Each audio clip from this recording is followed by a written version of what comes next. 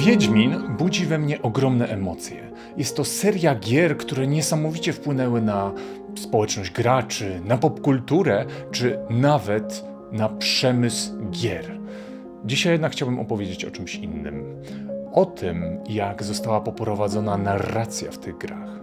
Trylogia gier Wiedźmin prezentuje niesamowicie ciekawy przekrój trzech zupełnie innych podejść do narracji, do tego, jak należy prowadzić historię.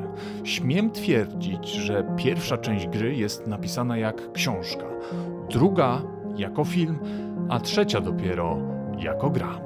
Wiem, że to brzmi trochę dziwnie, no bo jak gra ma zostać napisana jako coś innego, jak na przykład film. Ale o tym właśnie chciałbym opowiedzieć, o tym jak różne media radzą sobie z opowiadaniem historii.